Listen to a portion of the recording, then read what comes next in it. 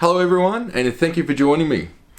In this series, I'll be going into CE5 initiating contact with extraterrestrials. This is a step-by-step guide throughout this series from my book with the same name. Now, I've been taking people out for around 12 years to not only see the crafts, but to help them make their own contact. And so there's many different aspects that I'll be covering in this from experience. To start off with, CE5 stands for Close Encounters of the Fifth Kind. This term was added to the original scale created by J. Allen Hynek, who worked on Project Blue Book from 1952 to 1970, the US government investigation into UFOs. The first four possible encounters include Close Encounters of the First Kind, CE1, observation of a UFO, unidentified flying object within 500 feet. Close Encounters of the Second Kind, CE2, trace evidence of a landing or physical effects are found after an experience. Close Encounters of the Third Kind, CE3, an observation takes place of humanoids, otherworldly beings that can be associated with a UFO sighting or experience. Close Encounters of the Fourth Kind. Now, I think this gets into the area where, don't quote me, it might have been Jacques Vallée, who worked with Hynek, who's well known for the work that he's contributed to this subject. This may have been termed by him, I'm not 100% sure, just like CE5. I'm not sure if that was created by Dr. Greer 100% either, because from memory, I vaguely remember Dr. Greer talking about somebody else who used that term, I think back in the 80s. But many people have been doing CE5, so I've just got to add that here. Close Encounters of the Fourth Kind. CE4, communication and or interaction takes place with humanoids, otherworldly beings, either on or off board a craft. And Close Encounters of the Fifth Kind, CE5, a human or humans initiate contact with ETs, otherworldly beings, resulting in a UFO sighting experience that includes an interaction on some level with the occupants of the craft and or otherworldly beings.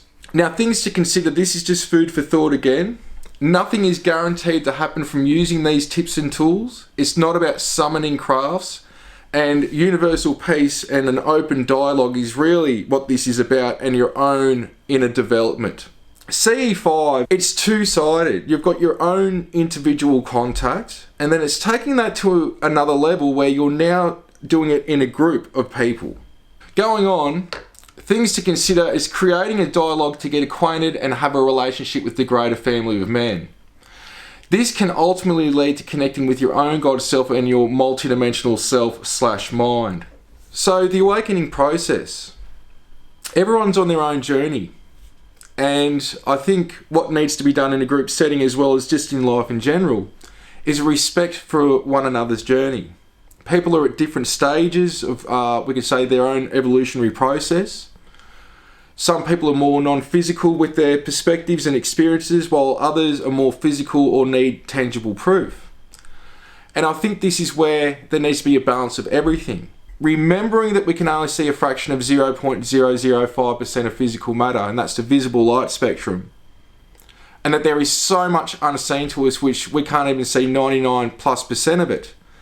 This is where feelings, emotions, thoughts, the mind's eye, sensation, and also going into smells, hearing, tastes, spiritual seeing as well physically, as well as the mind's eye, all these senses come into play when we're talking about multidimensional mind.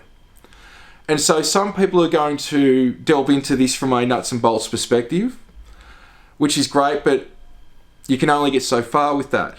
And then some people will be looking at this as a non-physical thing, and they're also able to include the nuts and bolts physical aspect, which is a byproduct. So being open-minded, coming from a place of love, these are absolute keys to contact. And the skeptical mind and the doubt and the debunker mind can sometimes shut this off, though not always. There is cases where people have been with me that are very skeptical, that are scientists, physicists, and they've experienced stuff with me at these types of events, and their outlook has been changed from it because they've experienced something, and they were in a group setting that allowed them to just chill, let go of their preconceived notions, which needs to be done, and it's opened the gate for an experience to happen. And it's not because of me, it's the group setting and the group as a collective having the intention to connect with the greater family of man. And I do say that these beings aren't to be looked up to. Again, they're the greater family of man. And they're on their own evolutionary and ascension process as well. So being in a space of respecting each other is key if doing this in a group setting. But just to live our lives in that way is key as well, I think, to a happy and joyful existence, as well as learning new things and being open and not being stuck in our own tunnel vision, so to speak. Now, we're going into clearings as well. Now, clearings are important. A lot of people delve into CE5, ghost hunting, many different things that, let's say, the intention to open that door already starts and paves the way for things to happen. So this is why I say to people, don't just open up to anything and everything.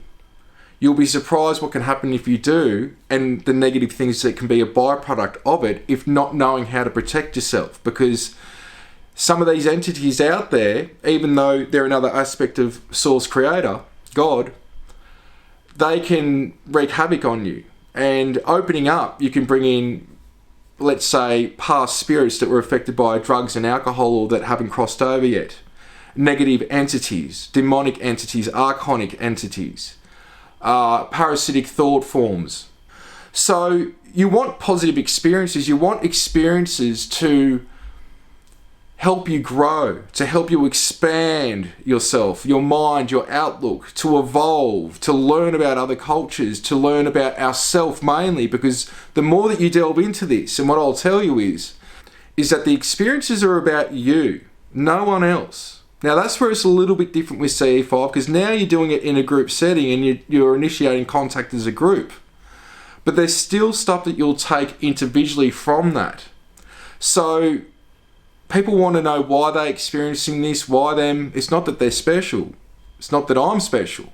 It's that you're going through a journey that's opening you up to go down a spiritual path of your soul evolutionary process. And so the experiences will be about you somewhat 100% if they're individual. And so again, you've got the collective aspect of it as well, where now it's us doing it as a collective. That's what CE5 is about. Instead of just having individual experiences, now doing it in a group setting, and eventually the whole civilization will be stepping up to a new level to where this will be this common thing amongst us all. Though there is negative entities out there. If they wanted us gone, we would have been gone a long time ago. What a lot of these entities try to achieve is putting you in a lower vibratorial state to harvest that energy, which basically is a form to help them stay in existence and fuel them to keep doing what they're doing. And this ascension process is for them as well. No matter who or what you are, you go back to the Creator. And so even what I deem as the lower light, their time comes that they will eventually be back at harmony with Source in that loving, blissful state that we all are an aspect of in our original state. So I just want to go through a bit more information on clearings as well, besides what I've already said. Clearings are very important because when you open up to interact with the greater family of man, angels, ETs, inner earth beings, Gaia, nature spirits and elementals, etc., you could be opened up to anything and everything if you don't know what you're doing.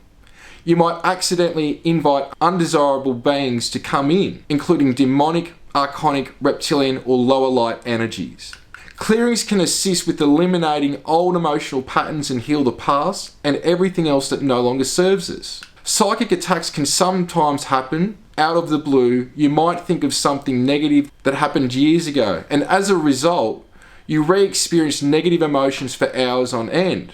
So what I'm referring to here is this is sometimes what an attack will be. People will just start thinking for 15 minutes, all of a sudden 45 minutes, an hour goes by, and you're thinking about a trauma or something that happened years ago that's triggered you. And you may have already dealt with it. But these entities, most of them, what I'll say, see you as a light being, and everything in this realm structured from light, whether they're positive at the extreme end of being positive or the extreme end of being negative. And because of that, they can read you like a book. So when they're looking at your energetic field and they're intuitively tapping into you, they can go, ooh, this might bring up a strong emotion. I'd like to feed off that energy. Ooh, this is a strong negative experience that they had happen. Let's trigger this. And what happens is you just think you're thinking it. Well, they can trigger that. Through our thoughts, we interface with all intelligences. And with the positive, you've got love, non-judgment, compassion. But if it's a service to self being, they're trying to trigger that negative event or emotion and harvest that and feed off that. So that's why I say observe your thoughts, then be the witness of you observing them. Is it really you? Is it something else? If it is something else, do a clearing. I'll continue on. In this case, a negative being or energy might have read your mind and found something they know will produce fear or frustration within you. They will try to keep you in a negative thought loop so they can feed off your energy. Sometimes they do it simply to derail you, to stop you on this evolutionary process. These are why things like this are tests. When those things happen, you're going into self-mastery and evolving your conscious state and your thoughts and your triggers and your emotions and all those things through this process. This is where I'll be going eventually after this series, which is beyond CE5. What's beyond CE5? Because CE5 is a great stepping stone to get into this and spark one's interest, but this is very serious and the implications for one's soul development and journey are huge, from going beyond CE5 into self-mastery and mastering one's thoughts, emotions, feelings, happiness and joy as we expand and broaden our horizons, so to speak. So intentions of beings, I was saying this before, you've got those that are service to others, positive. You got the trickster beings, and then you got service to self, negative beings. You'll see a blend over of the paranormal and UFOs and CE5 in this, where a lot of the same equipment's used. How psychics work with the unseen is how you interface with extraterrestrials and those beyond extraterrestrial and spirits that have passed. There's a huge blend here, and this is where the communities really need to blend together, because we could evolve and understand a lot more exponentially quick if we brought the minds from all these different genres together, including near-death experiences, quantum physics, consciousness. It is all connected. So clearing, what is a clearing? Well, clearing, we could say, is a type of prayer. It's setting the intention of anything in your environment or field to go, to be neutralized, to be released, to be healed. So you're in your own energy field running at optimal efficiency. That's the most basic way I could say that. Now, there is different processes. There is a way where you could visualize that you're in a ball of light or an armor of light and that nothing can penetrate that. For others, they'll burn sage, there's sound healing, there's many different types. But what I'm going to go into is just a basic clearing point form notes of one of the clearings that I've put out there, as well as there's a link in the description of this video to a clearing meditation that I've done, as well as the clearing by itself without the music. So clearing technique. Start by imagining yourself engulfed in white, golden, violet or blue coloured light. Use whatever coloured light you prefer. Then say words that work for you, silently or aloud. Here's an example of the words I use. And this is one of the many techniques that I use. 1. I ask that those who are in line with the healing of Earth and the awakening of humanity to connect to my consciousness. 2. I ask the native spirits in my area and Gaia Mother Earth to connect to my consciousness. I also ask for their blessing to be here. 3. I ask the nature spirits and elementals that are in alignment with me to connect to my consciousness. 4. I now ask my guides, the masters, saints, sages, and the beings I work with in my own God self to connect with my consciousness. 5. I also ask that any psychic bonds and connections that are not positive to be dissolved, along with any negative implants and attachments. 6. I ask the healing energies to step forward and assist with any physical, mental, or emotional healing I might need. 7. Let anything that is not in alignment with me be escorted by their guides to where they need to go, and let them know they do not have to exist in the state they are in, because they are loved, healed, and forgiven. Finally, blast yourself again with whatever coloured light you choose. So this is where you just visualise that you're in a ball of light. And the way I like to describe this is that your imagination is creation. We're told that it's fairy tale, but think about how many things come into existence from us imagining and having our thoughts working together in a cohesive fashion, that you think of something, you get thoughts and ideas about it, all of a sudden you're on the way to building something, creating something, making an opportunity, researching something so you can bring that into existence. This is where our thoughts interact with the field, and there's ways that you can go beyond what I just described to manifesting without even trying, except just having the spark of what you're trying to bring into existence. And once you understand that we're all one consciousness interacting with itself, this is where your life can change exponentially quick, which is really what CE5, interest in the paranormal, spirits and all that, that's what it leads to. And this is where if you go with the flow with your experiences and this evolutionary process of becoming more spiritual, more service to others, doing the inner work, everything starts to take on a life of its own, and you start to just think of things and they start to happen. The synchronicity effects start to take place. On top of this, here's just a quick clearing prayer that I came up with. And this is talking to the Lords of Light, calling upon them, which are an aspect of the Elohim as well. And my main contacts have been the Elohim. In future, I'm looking at going into more information on my experiences when I've got the time. So there's a lot out there through my books and Ascension teachings on Edge of Wonder, which is now Rise TV. There's a lot of information that I've talked about in interviews as well. But this is who I'm referring to in this prayer here that I created. I call upon the Lords of Light to take all beings to the light. Let them know they are healed and free. Blessed they are, so may it be. It's important for one to understand that when we're doing clearings, not only are we saying something, saying it verbally has an effect vibratorially through the vibrations we give off. We can see this with Michael Lee Hill's work, where 432, you can see the geometry it produces. So you're clearing the space through saying that, because positive words have a vibratorial effect. To add to that, look at Dr. Emoto's work. Writing things or thinking things with the intention has an effect, again, with the geometry we can see in water with the experiments there. But also working with the mind's eye and imagination, which is creation. You can have an effect by visualizing that you're in this beautiful colored light, that nothing that's not in line with you can penetrate this space and this energy and this light that you're surrounded in. So what you're doing is really working on 3 levels when you're doing a clearing. If you work with those 3 things, which is sound, thought, and visualization, and actually a 4th thing, intention. So say it, think it, see it in your mind's eye, and have the intention. There's now 4 layers you're really working on when clearing, that are 4 barriers that are, we could say, extra protective layers of preventing anything getting in your space that's not in line with you. And I say it's the fruit of the information. People go, how do you know what you're interacting with is positive? Very simple. And it took a long time for me to understand this. It's the fruit of the information. Is the information helping you become a better person, be of service, bring love and joy and bliss into your life? Or is it doing the opposite of that? And is it manipulative? You've got to do this, you've got to do that. So when you're getting contact, which I'll be going into other modalities and more information on this in future episodes in this series, always look at the fruit of the information. Is it positive? Is it about you evolving, being of service to others and bringing love and joy in? Or is it the opposite? Or is it nonsensical? That's how you can tell who's who. So here's the clearing meditation. That's the image that goes with it. Links below in the description.